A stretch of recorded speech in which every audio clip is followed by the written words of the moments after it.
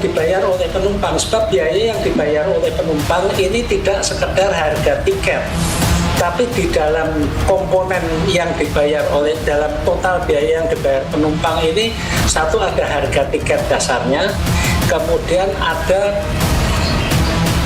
PJP2U. PJP2U ini adalah retribusi bandara yang besarnya cukup lumayan. Uang itu tidak masuk ke maskapai penerbangan. Plus harga tiket masih kena PPN 11% lagi. Dan itu uangnya tidak masuk ke maskapai penerbangan.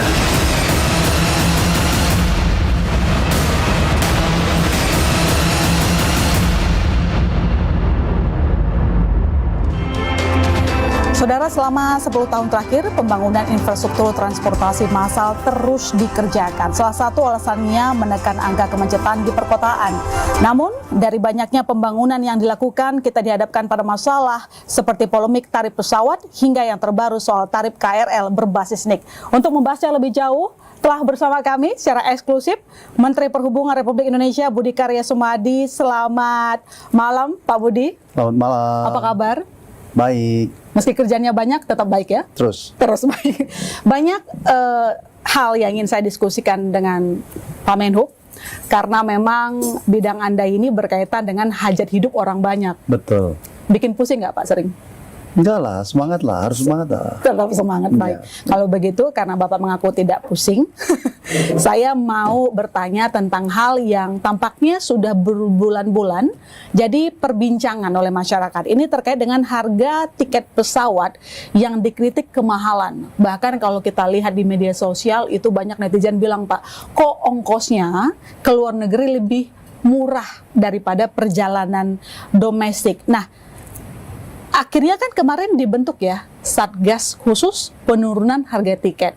Sejauh ini hasil evaluasi kinerjanya gimana? Jadi kapan harga tiket bisa turun? Ya, kita harus menjawab dua hal. Satu, apa yang kita lakukan di dalam negeri, dan mengapa pertanyaannya yang ke luar negeri itu ada yang murah ya. Tapi saya akan menjawab apa yang ada di dalam negeri. Nah, tiket ini memang menjadi mahal itu karena memang satu, jumlah pesawat itu menurun drastis. Dari tadinya 650 sekarang tinggal 400. Apa artinya? Terjadi satu kondisi di mana over demand. Demand yang banyak sehingga hukum ekonomi terjadi. Tapi saya tidak mengatakan itu saja. Secara sistematis, kita juga membahas cost structure-nya seperti apa. Supaya kita tahu bahwa apakah kita mungkin melakukan itu. Dalam diskusi, ada beberapa yang kita sudah bahas, dan bahkan ada yang sudah disetujui oleh Pak Menko, yaitu adalah berkaitan dengan multi provider. Artinya apa? Aftur itu tidak boleh dimonopoli. Aftur tidak boleh dimonopoli. Ya. Satu. Oke. Yang kedua, itu adalah menghilangkan PPN. Yang ketiga, pajak pada spare part. Dan yang keempat, bagaimana kita mengkoordinasikan kos-kos yang lain itu lebih murah. Oke. Tadi soal aftur jangan sampai dimonopoli. Persoalan kedua soal pajak. Artinya komponen-komponen inilah yang masyarakat juga perlu tahu penentu harga tiket kenapa bisa mahal. Nah, untuk menindaklanjuti tadi, jangan sampai ada monopoli aftur.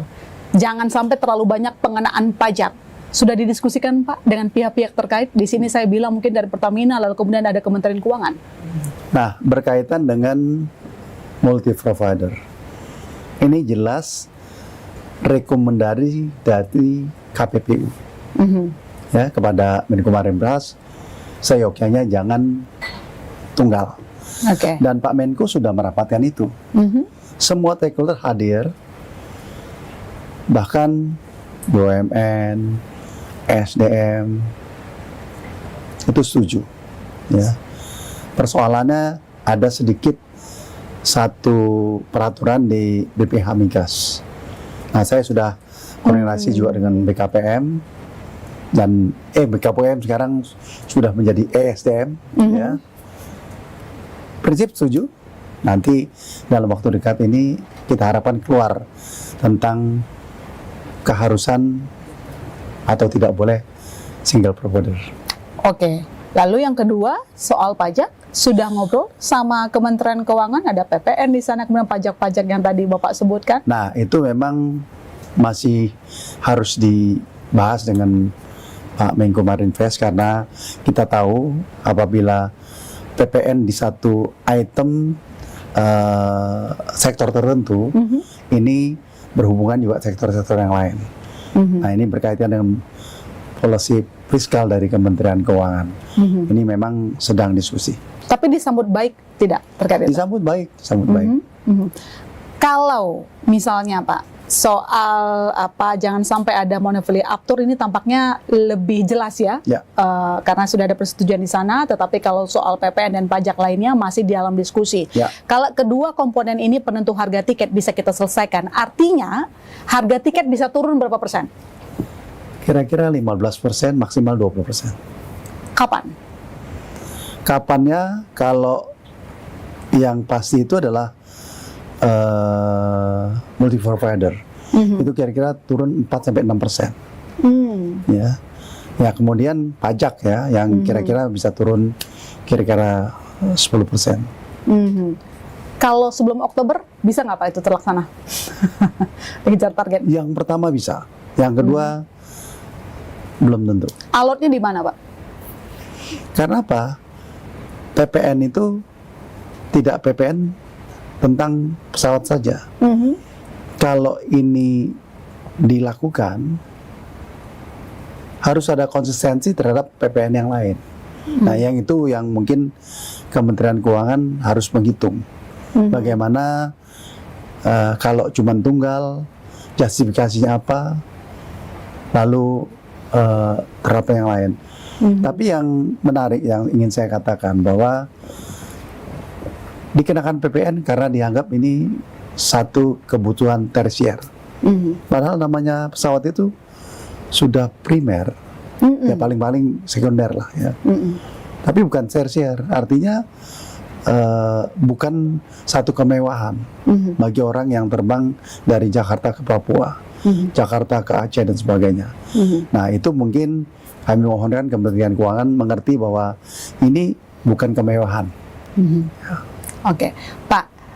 Tapi ini mengundang tanda tanya juga bahwa sebenarnya sudah lama orang itu membandingkan harga tiket domestik dengan internasional. Kok kita kemahalan? Bahkan Indonesia ini punya tarif tiket yang cukup mahal dibandingkan negara-negara lain. Kenapa baru sekarang kita kepikiran begitu bahwa harga tiket ini bisa diturunkan? Kemarin-kemarin kemana aja?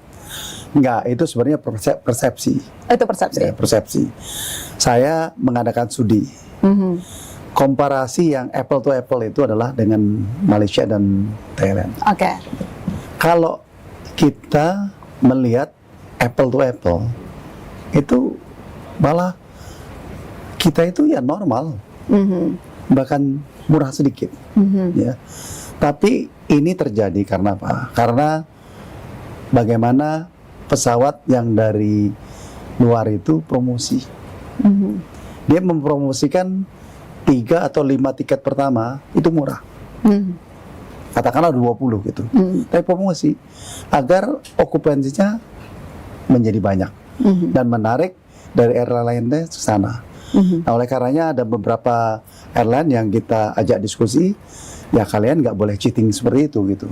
Apalagi mempromosikan katakanlah dari Pekanbaru ke Malaysia lalu ke sini. Ya kan? Dia bikin tuh murah. Pekanbaru Malaysia, Malaysia ke Indonesia, dan dipaket dan diumumkan. Padahal itu hanya beberapa tiket. Ya. Nah, oleh karenanya saya juga ingin mengusulkan atau membuat suatu cara bagi penerbangan kita, ada juga yang bisa murah. Artinya dalam 100% pesawat itu, katakan kita akan mendiskon katakanlah 10%. 10% itu kita belikan pada 20%. Sehingga diskonnya banyak.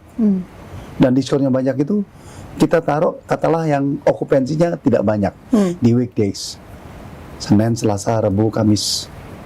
Toh bisa. Jadi masyarakat ada pilihan. Kalau mereka akan terbang, jangan hari Jumat Sabtu Minggu, tapi di hari itu. Dan airline menyiapkan harga yang murah. Karena pada dasarnya Senin, Selasa, Rabu, Kamis itu load faktornya kira-kira mungkin 60%. Padahal tingkat keekonomian itu kan 70%. Ya. Sebenarnya yang jadi perhatian publik itu tidak cuma ongkos pesawat, Pak Menteri, tapi sekarang yang baru-baru ini terkait dengan tarif KRL Jabodetabek berbasis NIK. Tapi jangan dijawab dulu, Pak Menteri. Saudara jangan kemana-mana. Bisnis Talk masih akan segera kembali.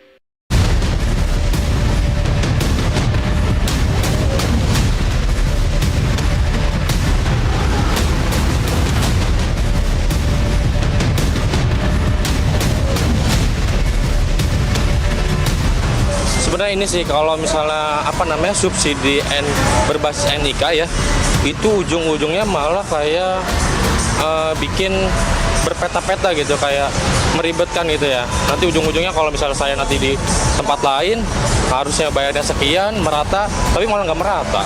Kalau saya selaku pengguna KRL ya, udah sekitar 12 tahun ini merasa terbantu sekali dengan adanya KRL. Jadi kalau misalnya pemerintah mau naikin tarif KRL based on masing-masing individu punya penghasilan, menurut saya masih oke sih. Even though kalau kita misalnya kayak semacam saya nih, tarif KRL saya 2 kali lipat lebih mahal juga nggak ada masalah, karena kalau keberatan sih keberatan, tapi kalau untuk transportasi umum kan memang kebutuhan ya. Kita kan nggak bisa juga untuk nggak naik lagi, gimana ya. Kebutuhan sih Mbak, secara terpaksa sih, seperti itu sih. Ya tapi kalau bisa juga penghasilan kita juga kalau bisa dinaikin juga lah.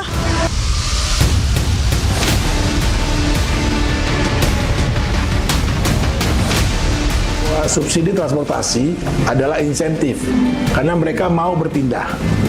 Jadi kalau basisnya NIK, jelas nantinya para pemilik kendaraan bermotor pribadi, sepeda motor maupun mobil pribadi itu tidak akan dapat lagi subsidi.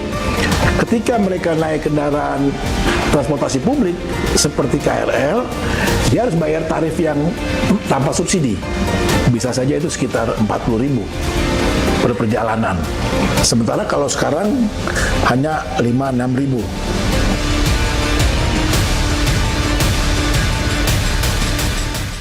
Kita lanjutkan diskusi kita dengan Menteri Perhubungan, Pak Budi. Sebelum saya bahas terkait dengan tarif KRL Jabodetabek berbasis NIK, kita masih mau bahas sedikit soal pesawat tadi, karena saya ingin bertanya terkait tadi pernyataan Pak Menteri bahwa memang kondisinya saat ini demand itu tidak sesuai dengan supply-nya terkait dengan pesawat. Dan kalau kita lihat sekarang, ada beberapa maskapai itu menguasai beberapa destinasi.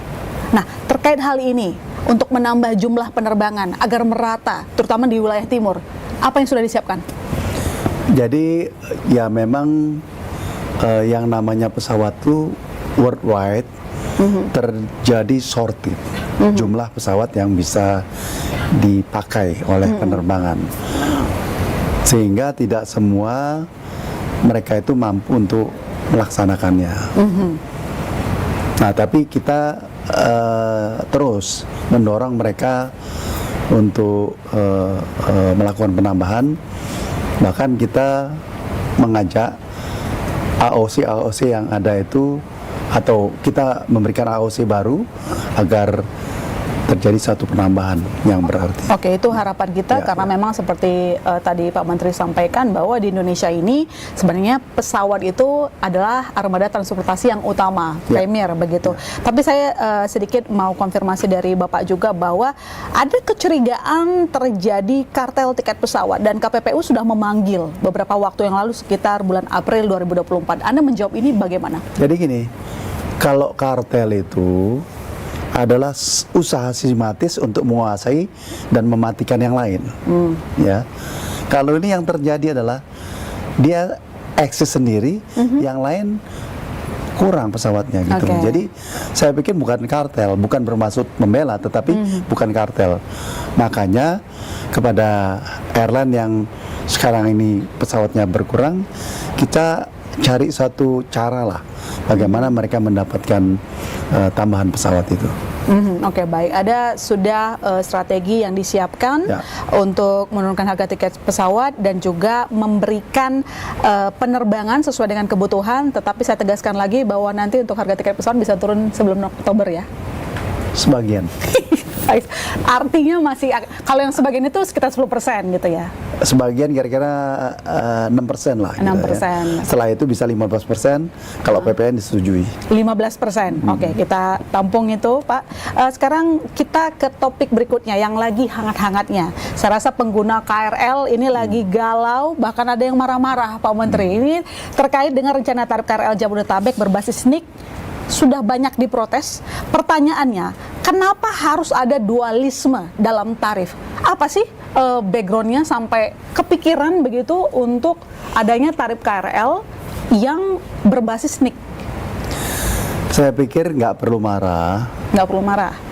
Dan nggak perlu juga prejudice. Oke. Ya. Kalau kita berpikir secara jernih ya, di mana di negara maju pasti yang namanya payment system itu berbasis teknologi. Kalau tidak berbasis teknologi, maka di situ terdapat tidak ada ketepatan, tidak tepat sasaran dan sebagainya. Oke. Nah, NIK sebenarnya pendekatan dari yang namanya teknologi, sehingga bagaimana itu memanage pergerakan dengan baik. Belum tentu berkaitan dengan pricing. Oke. Belum tentu dengan pricing gitu ya. Nah, ini kan ada anggaran untuk membuat NIK dan sebagainya. Jadi saya mengharapkan bahwa para pengguna KRL jangan terlalu risau ya, tetapi prinsipnya belum didiskusikan. Ya. Oh. Dan saya jelaskan ini memang urusan teknologi ya. Bahwasanya seperti apa berikutnya itu baru akan kita lakukan dalam ratas-ratas berikutnya. Tapi intinya Pak Presiden sangat berempati. Satu, berikanlah yang terbaik pada masyarakat. Oke. Yang kedua, hati-hati dalam menerapkan tarif angkutan massal perkotaan. Artinya belum tentu akan diimplementasikan tahun Betul. 2025. Tapi pasti masih akan didiskusikan. Ya, Cuman boleh kalau saya bertanya Pak, kalau memang itu nanti diimplementasikan meski itu memang berbasis teknologi, tapi kan ini berdasarkan NIK. Ya. Artinya ada kekhawatiran nih soal nanti, wah jangan-jangan soal tarifnya juga nanti akan dibeda-bedakan. Dan ini lagi didiskusikan sama banyak orang Pak. Dianggapnya bahwa perbedaan tarif, dualisme tarif itu bisa menimbulkan bahkan konflik sosial, kecemburuan dan lain-lain. Bagaimana pemerintah mengantisipasi ini? Pak Presiden Jokowi kan orang yang tahu persis bagaimana masyarakat itu melaksanakan kegiatan sehari-hari. Jadi kata-kata kepada saya bahwa ya itu hati-hati. Artinya apa? Sekali kita mengambil keputusan itu pasti pertimbangannya banyak. Jadi saya berkecenderungan melihat bahwa pemerintah akan hati-hati dan mungkin ada hal-hal lain yang akan dilakukan oleh pemerintah. Oke, tapi yang jelas bahwa terkait dengan korelasi antara NIK dan juga tarif ini masih akan dipertimbangkan karena kekhawatirannya begini Pak, jangan-jangan kontraproduktif. Karena kan selama ini pemerintah maunya banyak masyarakat yang beralih menggunakan transportasi umum kan. Jangan sampai sebuah kebijakan malah bikin orang ogah naik transportasi umum. Itu yang disampaikan Pak Presiden. Pak Presiden minggu lalu menyampaikan pada saya, nanti kalau begini jadinya orang balik lagi naik mobil. Ya. Jadi gagal lah apa yang kita rencanakan angkutan massal perkotaan persis itu yang disampaikan beliau. Oke, jadi masih akan didiskusikan. Ya. Kita tahu hasilnya kapan hasil diskusi itu belum tahu Pak, targetnya? Ya ini kan masih 2025 ya, jadi masih sampai bulan Desember. Oke, ini masalah yang dihadapi oleh pemerintah terkait dengan hajat hidup orang banyak, tidak hanya soal tiket pesawat maupun juga terkait dengan tarif KRL, tapi yang baru-baru ini juga Pak Menteri juga pasti tahu bagaimana banyaknya pengemudi ojek online yang melakukan demonstrasi meminta status resmi mereka dilegalkan begitu. Nanti dijawab oleh Pak Menteri, jangan kemana-mana saudara, kami akan segera kembali.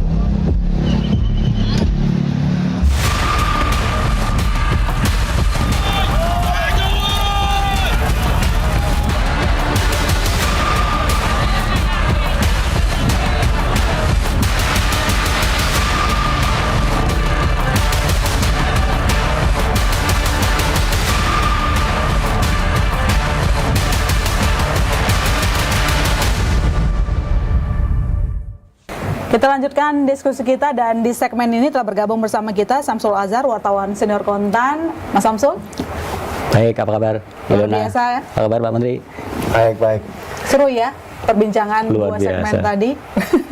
Tapi sebelum saya bahas ke masalah yang baru soal ojek online, Pak Menteri banyak sekali ya masalah yang dihadapi. Tapi saya masih penasaran soal tarif KRL tadi. Kenapa harus ada sesuai ini? Kenapa nggak langsung aja naikin misalnya? Nggak berani atau gimana? Saya harus jujur ya, sebenarnya ada survei yang lalu, dan dalam survei itu sudah setuju naik. Oke. Tapi sekalipun sudah disetujui dalam survei, kami tidak menaikkan. Jadi itu itikat baik, dan apa yang sudah dilakukan pemerintah sangat hati-hati. Tapi mau sampai kapan keuangan negara itu cukup untuk Nah, mensubsidi? ada beberapa konsep. Ada konsepnya yang lebih makro. Bisnis KAI itu tidak saja di penumpang, Oke. tapi ada yang di barang. Nah, sekarang ini kami dengan BUMN sedang memfasilitasi angkutan barang yang ada di Sumatera Selatan. Nah, apabila yang di Sumatera Selatan itu bisa meraih satu margin yang lebih baik, mungkin ini satu solusi. Oke. Jadi kita lihat lebih helikopter, nggak lihat dari sini tapi lebih besar. Oke. Ya. Oke, Mas Samsul gimana kira-kira kalau ngomongin soal KRL itu biasanya warga Jabodetabek gampang sekali tuh tersulut begitu. Apakah memang untuk penerapan tarif sesuai ini lebih baik atau naikin aja sekalian biar nggak ribet gitu? Iya, betul. Terima kasih Ilona. Perspektif kami, kalau kenaikan tarif sesuai tarif keekonomian itu adalah wajar. Cuman yang sering jadi perhatian kita adalah timingnya Pak Menteri. Kondisi kita sekarang, kita tahu beberapa waktu lalu kelas menengah kita sedang turun daya belinya. Tidak hanya kelas menengah, mungkin sebagian kelas bawah pun juga begitu. Banyak PHK Pak Menteri. Dan meskipun ceruknya sebenarnya kecil, pengguna KRL itu dari total transportasi hanya sekitar 18% kalau nggak salah ya, khususnya DKI Pak Menteri.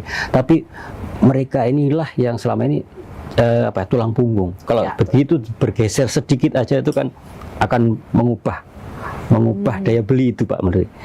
Secara prinsip, karena memang keekonomiannya nggak mungkin kan sesuatu jalan bisnis itu rugi, itu kan nggak mungkin. Itu mau BUMN ada PSO, tapi PSO-nya kan nggak mungkin juga gede-gedean dan nggak mungkin juga salah sasaran. Itu yang catatan-catatan yang mungkin. Tapi mungkin timing tadi Pak, karena berbarengan dengan daya beli masyarakat yang turun, dengan industri yang sedang lesu, ditambah lagi rencana penghapusan solar subsidi, itu kan orang jadi resah gitu, tambah resah. Ya moga-moga dengan kajian Pak Menteri tadi sampai Desember itu benar-benar dihitung, karena tahun depan ada PPN naik lagi Pak, dari 11% ke 12% Pak. Itu semua di antara kita mungkin udah membayangkan bahwa pasti harga-harga naik. Ditambah lagi nanti harga BBM mungkin berubah, BBM subsidi yang mungkin Pertalite akan ditinjau, akan dibatasi lebih sedikit. Nah itu yang timing itu mungkin ada baiknya harus diperhatikan lagi Pak Menteri. Kalau berbasis nik itu tadi mungkin kalau saya cenderungnya, kami itu melihatnya kalau semuanya akan berpotensi membuat dua harga, itu akan membuat pengawasannya akan lebih sulit, repot Pak ya. Kalau sekali naik tapi timingnya tepat, terus mungkin seperti yang lalu dibarengi dengan subsidi tertentu, mungkin memang pengguna KRL yang setiap hari itu ada kartu khusus mungkin yang mungkin menandakan bahwa beliau mungkin nggak mampu, ya mungkin seperti itu. Senada ya Pak? Senada, setuju. Harus berempati. Benar, itu. Karena kita nggak bisa kalau ngomongin soal anggaran, ya nggak cuma harus fokus di anggaran, tapi kita ngomongin soal kepedulian kita, apalagi kepada mereka kelas menengah yang selama ini berkontribusi sangat besar ke perekonomian nasional. Pak Menteri, seperti yang saya sebutkan sebelumnya dan saya ingatkan ke pemirsa juga, ini terkait dengan tuntutan dari ojek online. Ini mereka bersuara beberapa waktu yang lalu, sangat keras suaranya, begitu mereka meminta soal legalitasnya mereka itu, begitu, bahwa sejauh ini apa sikap pemerintah terkait dengan kendaraan roda 2 yang sudah jadi transportasi umum sebenarnya. Tapi kenapa kok kayaknya belum bisa begitu status resminya mereka sebagai transportasi umum itu diaminkan? Ya. Jadi saya harus memilah-milah beberapa hal ya. Kalau kita bicara mengenai legalitas, mereka itu legal. Oke. Ya. Karena Kementerian Perhubungan itu memiliki kewenangan untuk memberikan diskresi apabila itu berkaitan dengan halayak ramai. Ya. Diskresinya kami memperbolehkan. Ya. Nah, oleh karenanya apabila ini diangkat ke undang-undang, maka kita harus mencari pasal-pasal tertentu agar apa yang diberikan diskresi oleh pemerintah itu tetap ada dalam undang-undang yang baru itu. Jadi saya pikir ya tinggal kita carikan jalan keluar aja gitu. Tapi upaya kita yang sudah lebih dari 6 tahun itu sebenarnya nggak ada masalah dengan fungsi sebagai ojol itu tidak ada masalah. Tapi kenapa mereka berdemo kalau segala sesuatu tidak masalah? Yang di demo kemarin itu bukan itu sebenarnya. Terkait dengan tarif juga sih. Satu berkaitan dengan potongan. Yang kedua berkaitan dengan barang, ya, kenaikan harga barang dan sebagainya. Jadi untuk yang barang kami sudah bicara dengan Menkominfo. Mereka akan mencari jalan keluar. Mengenai potongan akan kami tegaskan lagi bahwa potongan itu tidak 30% tapi 20%. Itu pun 5% dikembalikan kepada masyarakat, kepada ojol, berbentuk insentif, berbentuk beasiswa, dan beberapa beasiswa itu sangat menyentuh. Karena anak-anak penarik ojol itu ternyata banyak yang pintar, dan saya menyaksikan sendiri, saya sudah berhasil menjejak sarjana, dan itu kita audit. Apa yang dipotong itu kita audit 5%-nya untuk apa saja, dan dia melaporkan hasil audit itu kepada kami. Apa respon dari pemilik aplikasi? Karena bagaimanapun Pak, ini kan harus cari jalan tengah ya. Ada kebutuhan mitra, ada juga kepentingan bisnis di sana. Nah ini tampaknya yang namanya burning money sudah nggak ada ya. Sistem bakar duit kayaknya sudah dikurangi karena semua sudah tertuju pada profit. Respon mereka oke nggak Pak? Kalau misalnya potongan tadi dikurangin lebih dari kurang dari 30%? Semua ini kan learning process, ya. Katakan dulu pada saat ojol ini baru datang, taksi yang konvensional tuh marah sama saya. Kenapa kamu kasih? Gitu. Kena marah terus ya Pak? Iya, kena marah terus gitu. Pengusaha juga bisa marah. Saya bilang, kalau kamu mau eksis, kamu ikut caranya. Dan benar, sekarang itu yang namanya taksi yang biasa itu tetap lebih bagus. Dan tetap digemari. Jadi yang namanya teknologi itu dia harus melakukan effort untuk merespon secara baik. Nah, ini juga gitu ya, berkaitan dengan pricing katakanlah. Ada satu policy yang baik dari teman-teman aplikator, bahwa mereka itu kalau menerima pesanan itu diupayakan ada klasternya. Supaya apa? Supaya dia mendapatkan produktivitas yang tinggi. Katakanlah kalau dia dari mana? Dari Bekasi sampai ke Tangerang. Itu tidak produktif. Karena apa? 5 km pertama itu memang agak tinggi. Setelah itu lebih rendah. Dan belum lagi dia mesti balik lagi. Tapi kalau dibatasin katakanlah si A, B, C ada di klaster Kebayoran, dia 5 kilo keliling di situ. Sehingga average daripada penerimaan mereka itu relatif lebih baik daripada mereka harus jauh gitu ya. Mau protes tadi Pak, artinya kalau mau dikurangi kurang dari 30%, berapa persen potongannya yang nanti akan dibolehkan, diizinkan? Saya pikir even 20% itu sebenarnya sudah tinggi. Tidak tinggi, lebih tinggi dari itu. Kami tadinya akan memotong, tapi aplikator berjanji 20%, tapi 5% dikembalikan pada masyarakat ojol. Dan ojolnya sudah tahu tentang sebenarnya ini sih? Ya kalau saya mau katakan majority sebenarnya gitu. Ini ya saya nggak katakan apalah ya. Tapi mereka setuju. Oke. Saya sering diskusi kok sama mereka.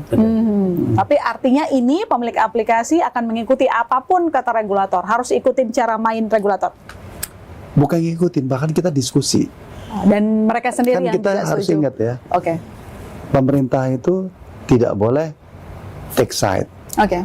ke konsumer ataupun ke aplikator. Kita cari jalan tengah. Jadi apa yang dia omongkan kita dengar. Oke. Kalau aplikator itu nggak ada, bayangin. Semua menjadi tidak ada gitu. Jadi Oke. kita harus jelaskan. Nah, bahkan saya menugaskan Dirjen untuk memanggil Oke. tokoh-tokoh dari aplikator, jelasin. Baik. Kita ini ingin hidup bersama, bukan menang-menangan gitu. Tapi carilah satu angka, cara yang di tengah yang membuat aplikator itu tetap bisa eksis, Oke. tapi untuk mereka masih mampu untuk dilakukan. Mas Samsul, yang ini tolong ditanggapi singkat saja karena masalah ojol ini sangat menarik, sudah banyak yang bergantung, tapi ternyata ada aja riak-riaknya. Gimana supaya riak-riak berikutnya tidak terulang kembali? Singkat saja, Mas. Satu poin yang mungkin tidak terlintas tadi, mungkin apakah Kementerian Perhubungan dalam ini sudah mempelajari struktur dari aplikator tadi, Pak, struktur biaya mereka. Karena setiap sekian tahun kok laporan keuangannya rugi terus. Apa iya kan investor nyuntik duit terus. Sementara mungut ojol itu kan pungutannya lumayan gede, Pak. Kalau kita hitung-hitung itu per ojek sekian rupiah per hari, itu pasti sangat gede, Pak, duitnya. Tapi kenapa kok secara laporan keuangan kok rugi terus? Nah, mungkin hal itu juga mungkin harus jadi perhatian juga, Pak. Jangan-jangan biaya produksi atau struktur biaya mereka itu tidak efisien, tapi membebankan kepada ojol atau bahkan kalau ke masyarakat sih mungkin kita enak-enak aja, Pak, ya, ada diskon tertentu kadang seperti itu. Kalau meskipun sekarang sudah jarang sekali ya untuk itu. Mungkin udah diintip ya, Pak. Diintip belum struktur? Nggak mau ngintip. Dan itu bukan tugas kita untuk mengintip. Gitu, Itu domainnya di Kementerian Menko. Iya. Tapi saya sekali lagi bicara mengenai satu proses belajar yang kalau itu secara bertahap dilakukan, kita akan mendapatkan suatu solusi. C katakanlah pada saat itu ada yang bakar uang, sehingga ada satu jumlah tertentu yang memang harus ditanggung oleh laporan keuangan atau kinerja keuangan satu entitas ya. Tetapi ini kan nggak berkelanjutan dan kita mobile untuk mencari solusi dan bahkan dengan volume yang banyak, kalau satu kerugian itu tetap bisa dipertahankan dalam volume yang banyak atau lebih banyak, kerugian itu cepat untuk selesai. Saya sih personally sangat mendukung apa yang dilakukan oleh para pihak ya, aplikator tidak saja diam saja. Jadi kalau saya ajak, kalian itu harus menjelaskan kepada masyarakatmu bahwa apa keadaan keuangan kalian. Belum tentu mereka tidak tahu. Sebaliknya kepada mereka juga gitu. Kalian kan menginduk pada satu entitas. Entitas itu ada keterbatasan dan sebagainya. Jadi understanding itu memang perlu dikomunikasikan. Nah, komunikasi itu kalau tidak dilakukan ya deadlock gitu. Nah, sayang saya pikir kita kan sekarang menikmati ya bagaimana makanan itu gampang terhidang di tempat kita. Dari kantor kita, saya mau makan bakmi, hampir mau udah nyampe. Kan nggak bisa, kalau nggak mesti mampir.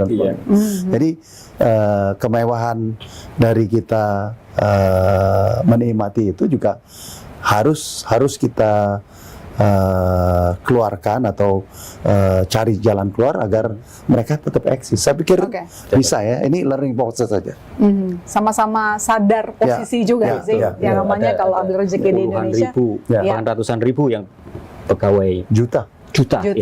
Banyak harus ada punya tanggung jawab masing-masing karena sudah ambil haknya cuannya ya, juga harus tahu partnya ya, bagiannya untuk pembangunan negeri juga. Ya. Nah, yang paling menarik juga sebenarnya dari sepanjang 10 tahun terakhir, pemerintah begitu rajin melakukan pembangunan infrastruktur transportasi, tapi tetap dinyinyirin ada juga, Pak. Nanti dijawab nyinyiran mereka. Saudara jangan kemana-mana, kami segera kembali.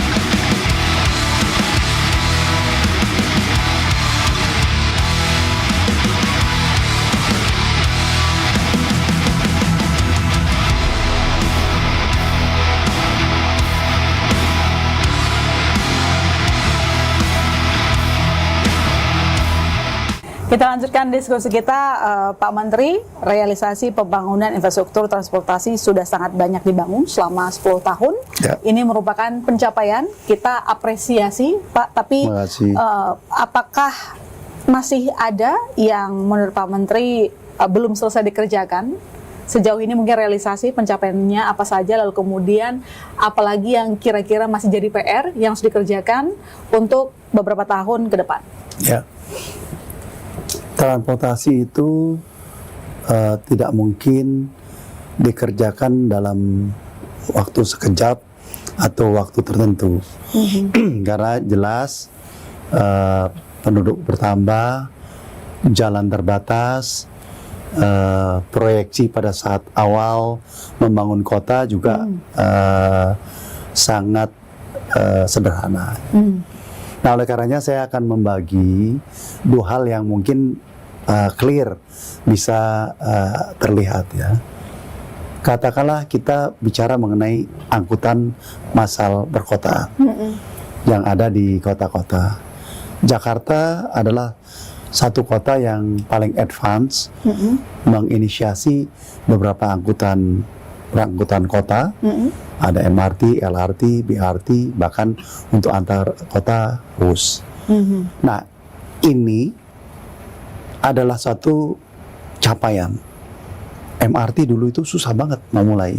LRT kok mahal itu. Ya. Dan Pak Samsul, itu Jakarta ruginya itu karenanya macet itu 100 triliun. 100 triliun per tahun. Per tahun. Padahal MRT itu kan kemarin 15 triliun. Terus LRT itu kira-kira 25 triliun. Jauh di bawah itu. Jadi kalaupun kita menyelesaikan semua kegiatan itu katakanlah 200 triliun, itu hanya 2 tahun. Nah ini memang masih PR gitu ya, karena kemampuan fiskal pemerintah pusat, Terbatas, pemerintah ya. daerah, loan dari negara donor itu terbatas. PR yang kedua adalah ini juga harus diaplikasikan ke kota-kota yang lain. Oke. Surabaya, Makassar, Semarang, Medan, Palembang dan sebagainya. Nah, kita sedang menginisiasi, kita kerjasama dengan Jepang di beberapa tempat, lalu dengan Jerman di Surabaya, dan dengan World Bank di Bandung dan di Medan dan sebagainya. Nah, ini PR ya, dan PR itu bukan berarti kita tidak mau ya, tetapi memang keterbatasan fiskal itu menjadi hambatan utama. Dan harus kreatif untuk mencari pendanaan di luar fiskal. Iya, makanya kita sekarang juga bicara mengenai creative financing. Bagaimana kita mencari alternatif kalau bisa ya ada pendanaan dari swasta. Katakanlah satu penggal MRT, di mana berapa penggalan itu menjadi TOD, Transit Oriented Development. Nah paling enggak ya stasiunnya mereka lah bangun gitu, dalam skala mikro ya. Secara lebih besar mungkinkah mereka membuat satu proyek yang memang katakanlah pemerintah ada PDF 60%, 40% ditanggung oleh pemerintah, atau oleh swasta pun dibayar dengan available payment yang panjang gitu. Jadi memang ini PR, dan memang di negara manapun dinamis, apalagi kita negara yang ingin lebih merata. Yang kedua adalah angkutan logistik di Indonesia bagian timur. Ya, kalau Mbak Ilona datang ke Papua, ke Ambon dan sebagainya, dulu itu disparitasnya tinggi sekali, dan kita bisa menurunkan 30-40% dari harga beras sebelumnya, harga gula dan sebagainya. Tetapi tetap saja bahwa titik-titik sindah yang tadinya 5 menjadi 39, yang pergerakannya berapa menjadi berapa, masih tetap kurang. Permintaan kota-kota kecil di Indonesia bagian timur tetap tinggi. Nah, oleh karenanya kita menghimbau sebenarnya bahwa nggak mungkin satu angkutan logistik yang ditujukan pada masyarakat, yang domainnya itu bukan Kementerian Perhubungan, itu dikerjakan oleh Kementerian Perhubungan. Oleh karenanya kami lebih dekat dengan Kementerian Pertanian supaya memproduksi beras, rumput laut, apapun yang bisa dibawa ke barat, supaya average dari jumlah angkutan itu menjadi terbagi rata. Ya. Lalu apalagi Kementerian Perdagangan mengumpulkan pedagang-pedagang besar yang bisa secara skala ekonomi lebih baik, dan juga memastikan bahwa mereka yang mengangkut barang itu bukan calo. Nah, kalau dia calo, dia bawa ke daerah, dia tumpuk, harganya dia atur supply-nya sehingga harganya tinggi. Jadi banyak hal yang kita butuh kerjasama.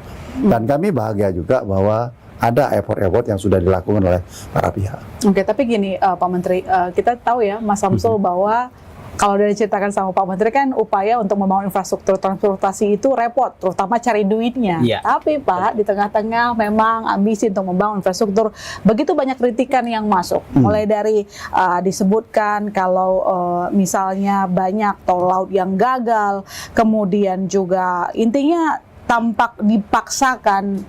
Respon dari Pak Menhub yang menahkodai pembangunan infrastruktur gimana? Selama ini sakit hati nggak sih Pak gitu? Nggak. Kalau kita tidak pernah dipuji, dan ya kalau dikritiki harus kita jadikan sebagai umpan balik untuk kita improve. Saya bisa challenge tuh yang namanya tol laut. Itu ada wartawan kawan yang namanya Franz di Ambon.